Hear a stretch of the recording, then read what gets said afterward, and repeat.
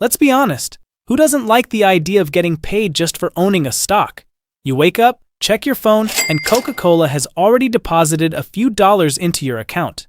No extra work, no selling anything. It just shows up, and that feels pretty good. But then there's the other group, the so-called boring investors, the ones who tell you to stop overcomplicating things, buy the entire market, sit still, and wait for 30 years. That's it. That's their whole strategy. So which approach is actually right? Today we're comparing dividend investing and index funds, not just in terms of returns, but also the psychology behind them, real retirement scenarios, and what each one really feels like over time. Welcome to Martic Finance, where we explain investing concepts in a simple way. But first of all, a quick disclaimer, this is not financial advice. Alright, so first, what does it even mean when a company pays a dividend? When you buy stock in a company, you become a part owner. A tiny part, sure, but still. And some companies, usually big established ones, make so much profit that they can't reinvest all of it back into the business efficiently. So instead, they give part of it back to you. That's a dividend. It's real cash that gets deposited straight into your brokerage account. Companies like Coca-Cola, Johnson & Johnson, and Procter & Gamble are classic examples. They've been paying dividends for decades, and some of them have even increased their dividend every single year for more than 25 years. Those are called Dividend Aristocrats. Now, the number you'll hear most often is something called Dividend Yield. It's just the annual dividend divided by the stock price. So if a stock is trading at $100 and pays $4 per year in dividends, that's a 4% yield. Simple. But here's where things get interesting. You don't actually have to pick individual dividend stocks to do this. You can also invest in something called a distribution ETF, which is basically a fund that holds a basket of dividend-paying companies and then pays out regular income to you. So instead of relying on one company, you're getting dividends from dozens, sometimes hundreds, all at once. And just like individual dividend stocks, those payments show up as cash in your account on a regular basis. Alright, so what are the actual advantages of dividend investing? The first one is income without selling. In retirement, you're not forced to liquidate shares. You're living off the cash your portfolio generates. That's genuinely powerful, especially during a market downturn. Your portfolio might be down on paper, but if the dividends keep coming, you can stay calm and avoid panic selling. The second advantage is psychological stability. Seeing cash arrive in your account on a regular basis helps people stay invested and avoid making emotional decisions during market crashes. And then there's dividend growth. Strong companies don't just pay dividends, they increase them over time. That means if inflation rises, your income can rise as well, which makes dividends a potential hedge against rising costs. Now, there are also some important downsides. Dividend investing often leads to concentration. Many portfolios end up heavily weighted towards sectors like utilities, consumer staples, financials, or real estate, which means you're not fully exposed to the broader economy and may miss out on higher growth areas. It's also important to understand that dividends are not free money. When a company pays a dividend, the stock price usually drops by roughly the same amount. You're not gaining extra value. You're just receiving part of your investment back in cash. On top of that, dividends are typically taxed when you receive them, even if you reinvest them. In a taxable account, this creates friction that slows down compounding, especially when compared to more tax-efficient strategies. And finally, there's the risk of chasing high yields. When people see yields of 7, 8, or 9%, it can look very attractive, but in many cases, that yield reflects underlying risk. The company might be struggling or close to cutting its dividend, and chasing those yields is one of the fastest ways to run into trouble. Now let's talk about index funds. An index fund is a simple concept. It tracks a market index, like the S&P 500, which represents the 500 largest companies in the United States.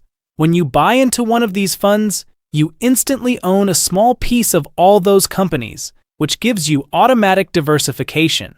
The philosophy behind this approach is straightforward and backed by decades of data. Most professional fund managers fail to consistently outperform the market, so instead of trying to pick winners, you simply own the entire market. This idea was popularized by John Bogle, the founder of Vanguard, back in the 1970s, and over time, the data has strongly supported his approach. So what are the advantages of index funds? The first is diversification. Since an index fund holds many companies, poor performance from one stock has a limited impact on the overall investment. That said, not all index funds are diversified in the same way. For example, the S&P 500 focuses only on the United States, while global index funds spread investments across multiple countries.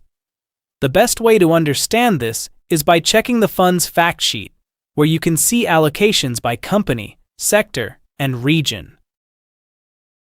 Another major advantage is cost. Some index funds charge extremely low fees, sometimes as little as 0.03% per year. In contrast, actively managed funds often charge around 1%, which may seem small, but can significantly reduce your returns over the long term. They're also highly tax efficient. Because index funds don't trade frequently, they generate fewer taxable events, allowing your investments to compound more effectively over time. And historically, they've delivered strong returns. The S&P 500, for example, has averaged around 8 to 9% annually over long periods, although it's important to remember that past performance doesn't guarantee future results. Now, there are downsides to consider as well. The biggest one is the lack of an income stream.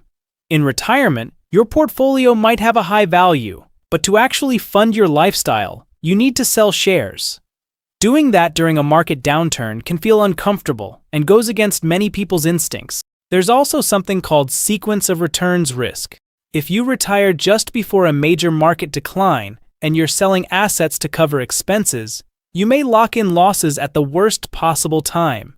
This is a real and often underestimated risk. And finally, there's the simplicity of the strategy itself. Index investing is, by design, boring. But staying disciplined with a boring strategy can be surprisingly difficult. When markets drop significantly, there's no steady income to provide reassurance, just declining numbers on a screen.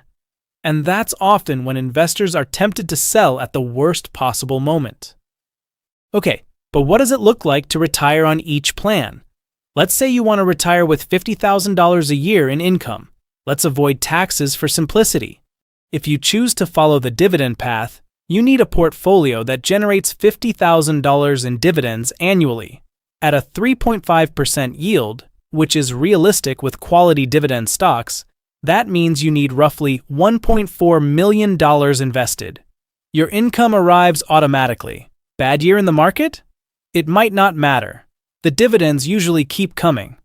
The real risk of your portfolio is that it is much less diversified, and over 30 years, you may have left significant growth on the table.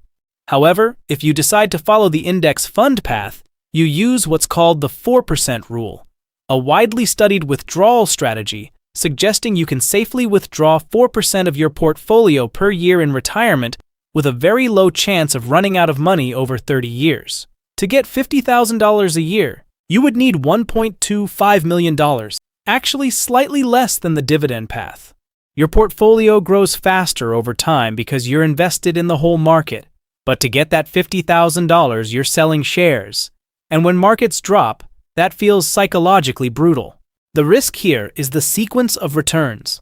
A bad crash in your first few retirement years can do real damage. That's why people start planning retirement outflows in advance. So what actually works best? Honestly, it comes down to the strategy you can stick with over the long term.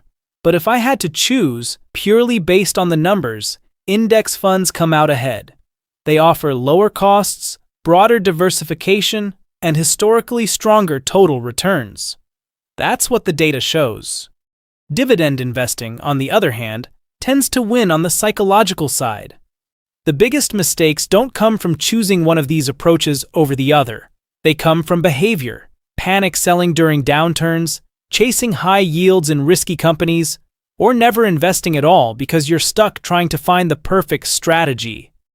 If you found this helpful, You can support the channel by liking the video. It makes a bigger difference than it might seem. And if you'd like to see a deeper dive into topics like dividend reinvestment or the 4% rule, let me know in the comments. Thanks for watching, and I'll see you in the next one. Bye.